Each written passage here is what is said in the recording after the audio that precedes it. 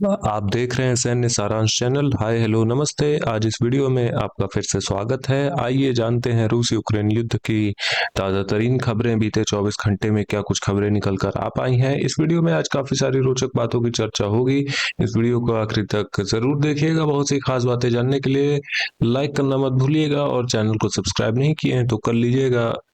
पहले हम एक खबर देखते हैं इस्तांबुल के आसपास से। ये इस्तांबुल शहर आप तुर्की की पूर्व राजधानी आप देख ही सकते हैं।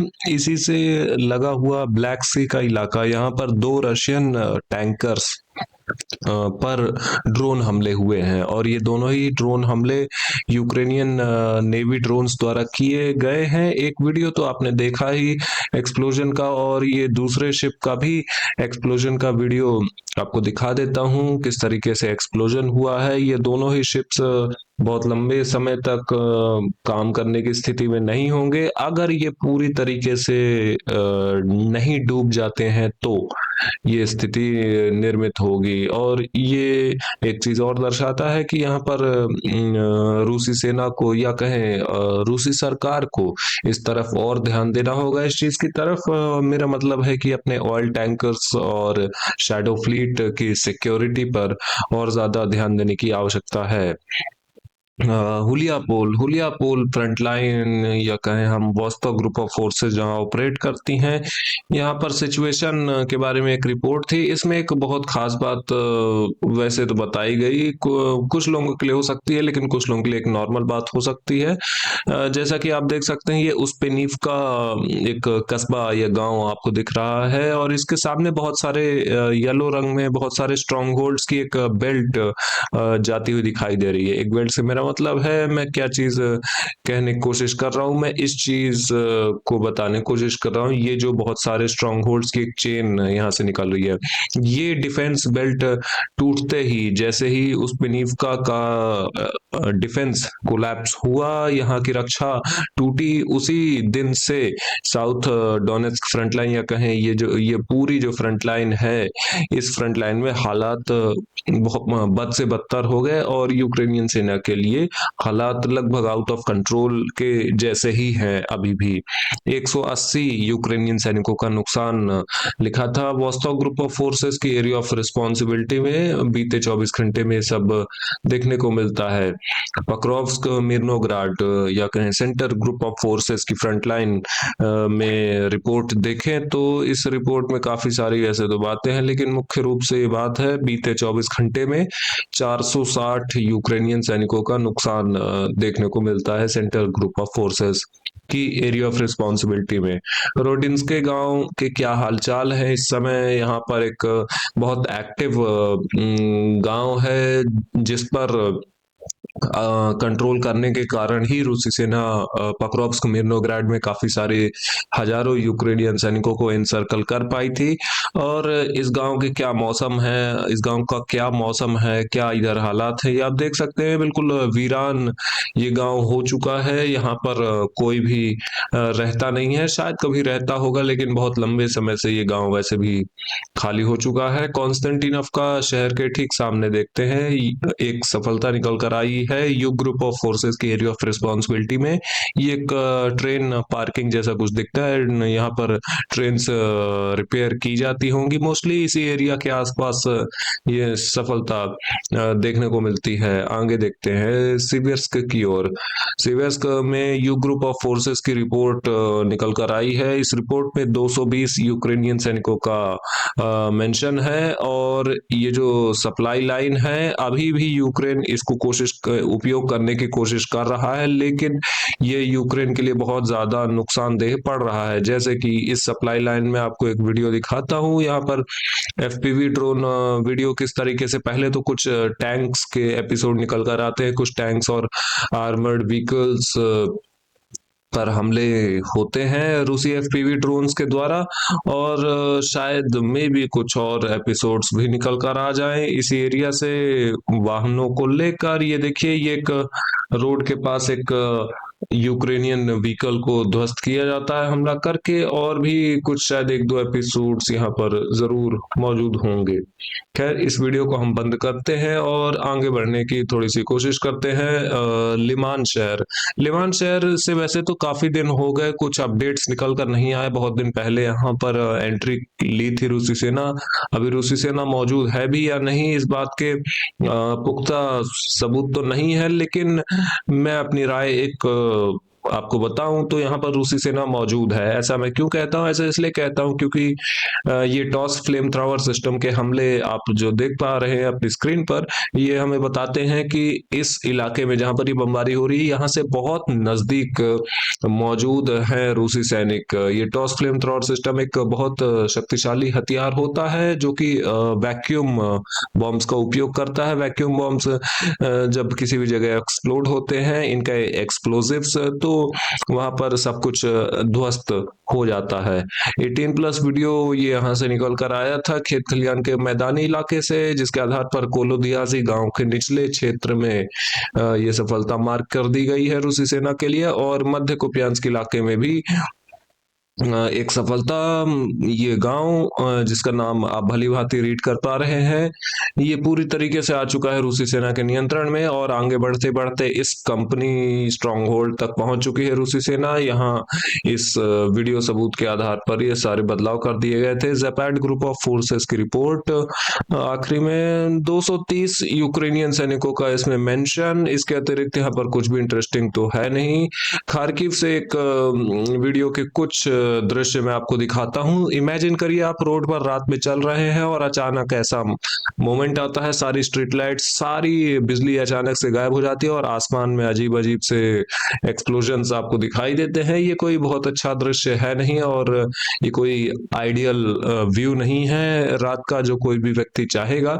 125 यूक्रेनियन सैनिकों का जिक्र था नॉर्थ ग्रुप ऑफ फोर्सेस की रिपोर्ट में, एरिया ऑफ रिस्पॉन्सिबिलिटी में। इसके बाद हम पहले तो एयर डिफेंस एक्टिविटी की रिपोर्ट देखने की कोशिश करते हैं, लेकिन ये शायद आज मुझे कहीं मिल नहीं रही एयर डिफेंस फोर्सेस की रिपोर्ट, इसलिए हम एज इट इज आगे बढ़ते हैं इसको छोड़कर। Sergey Lavrov, I am still missing Sergey Lavrov's short update for those who hyped his absence after the mishandled talk with Rubio. Internet पर कुछ बातें ऐसी फैलाई जा रही थी, उड़ रही थी कि रूस के विदेश मंत्री सर्गेई लैवरोव बहुत समय से एब्सेंट हैं या मीडिया के सामने नहीं आते, लेकिन इन्होंने एक अपडेट देते हुए कहा था कि आई एम स्टिल मिसिंग। हाँ जी हाँ, ये जो इंटरनेट की खबरें उड़ाई जा रही हैं ये सही है, मैं अभी भी खोया हुआ हूँ। ये एक अपनी चुटकी ले रहे थे, या कहें आप भाषा में हंसी मजाक ये कर रहे थे। अगली खबर, पुतिन्स एड, पुतिन के एडवाइजर तैयार हैं to give Kaja Kallas a history lesson. जी हाँ, ये यूरोपियन, टॉप यूरोपियन डिप्लोमेट है, यूरोपियन फॉरेन पॉलिसी हेड भी है मेरे ख्याल से, जितना मुझे ध्यान आता है। इनकी जो हिस्ट्री का नॉलेज है ये कुछ अच्छा नहीं है, और इनकी डिप्लोमेसी भी कुछ अच्छी देखने को नहीं मिलती। दुनिया में बहुत से नेता, इनफैक्ट पश्चिमी देशों के नेता भी इनको इस तरीके से जानते हैं कि ये राजनीति में बहुत खराब है। Russian Hungarian negotiations have concluded. Hungary के लीडर्स आए हुए थे यहाँ पर रूस की यात्रा में, और बहुत सी बातें हुई थी। रूस और हंगरी के बहुत अच्छे रिलेशंस तो देखने को मिलते ही हैं। Putin about Orban, Putin, Donald said you have a good relationship with Viktor, I have a good relationship with Viktor, and he suggested Hungary as a venue for negotiations. We happily agreed.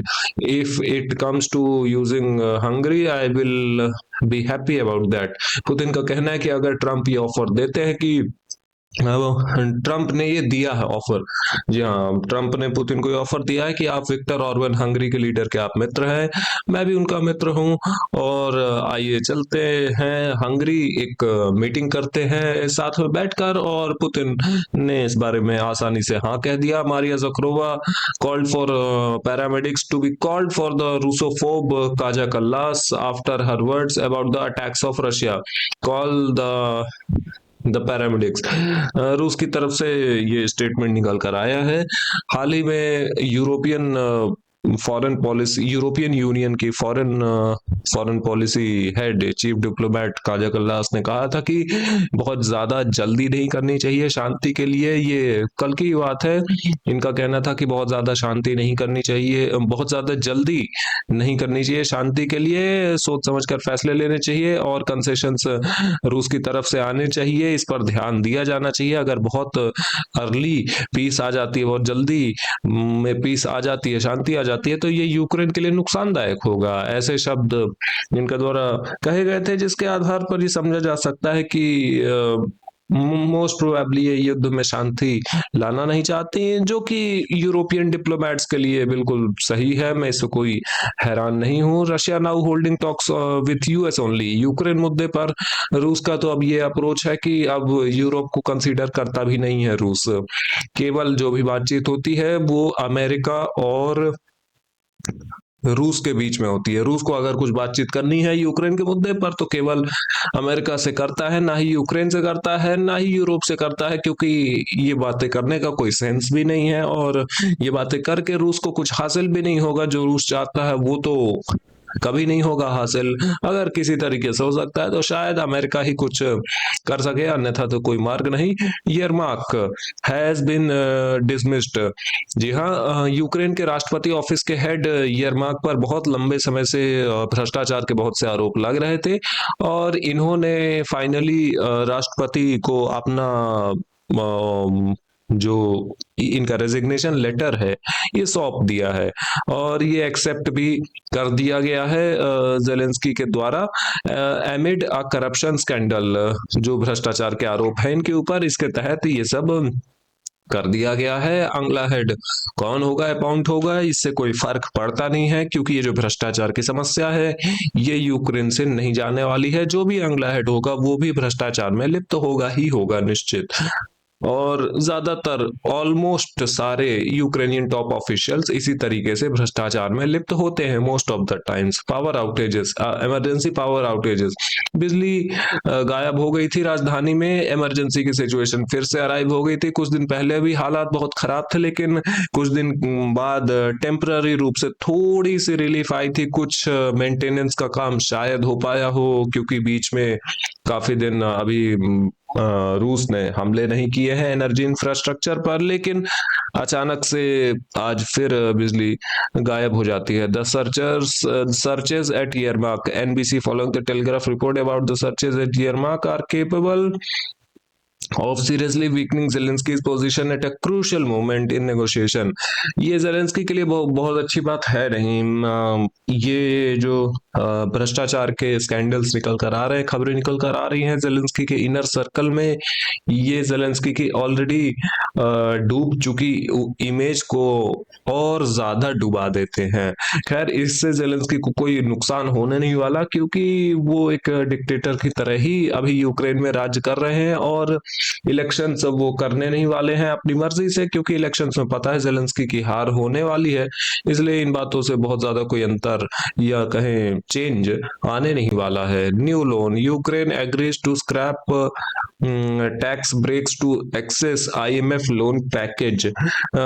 Ukraine IMF से, international monetary fund से loan packages चाहता है। इसके लिए काफी कुछ reforms लाने की कोशिश यूक्रेन कर रहा है। इसमें कितना सफल होता है और कितने समय तक ये आईएमएफ और वर्ल्ड बैंक के लोन से यूक्रेन को जीवित रख पाते हैं, ये भी एक बहस का मुद्दा है। लेकिन ये ड्रोन हमलों के बाद कुछ इस तरीके से आगजनी देखने को मिली थी राजधानी कीव में, जिसके कारण ही पावर आउटेजेस हुए थे। ये आप देख सकते हैं, ये येलो लाइंस है ड्रोन्स की और ऑरेंज और रेड और ब्लू लाइंस हैं अलग अलग प्रकार की मिसाइल्स की। आज काफी दिन बाद ये हमला देखने को मिला था यूक्रेन में, और रिपोर्ट की बात करें कुल 632 की संख्या देखने को मिलती है।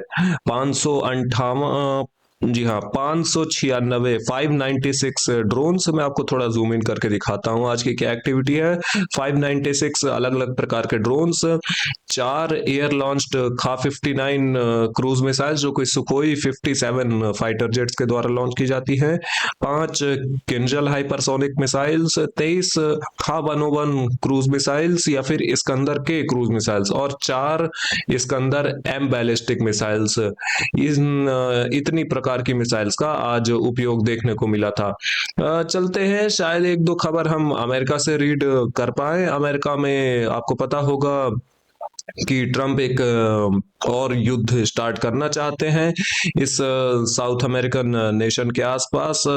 आप ये इस देश को भली भांति जानते हैं और बहुत सारी स्ट्राइक्स नाव के ऊपर करते रहते हैं एयरफोर्स इस समय, जिसमें कि एक और वीडियो इसी तरीके से निकल कर आता है। ये कहने के लिए तो अपराधियों के खिलाफ अमेरिकन एयरफोर्स स्ट्राइक्स कर रही है, लेकिन अमेरिका को खुद नहीं पता कि ये जिनके ऊपर हमला कर रहे हैं ये किस लेवल के अपराधी हैं, कौन हैं, और इन पर हमला करने से अमेरिका को क्या प्राप्त हो जाएगा और कितनों के ऊपर कितने साल तक हमला करते रहेगी अमेरिका। लेकिन इन सारी वार्निंग्स और ट्रंप की हजारों वार्निंग्स के बाद भी यहाँ के राष्ट्रपति बहुत चिल है, इनको कोई बहुत ज्यादा चिंता दिखाई देती नहीं है। ये राजधानी क्षेत्र में घूम रहे थे और ट्रंप ने तो हालांकि इस पूरे ही देश के एयर स्पेस आसमानों को क्लोज कर दिया है, और इसका एक ही मतलब है कि अमेरिका किसी भी समय युद्ध स्टार्ट कर सकता है इस देश में। इस वीडियो के लिए इतना ही। लाइक करें, सब्सक्राइब करें, शेयर करना मत भूलिएगा। ऐसे इन्फॉर्मेटिव वीडियोस रोजाना देखने के लिए। Have a good day, bye bye.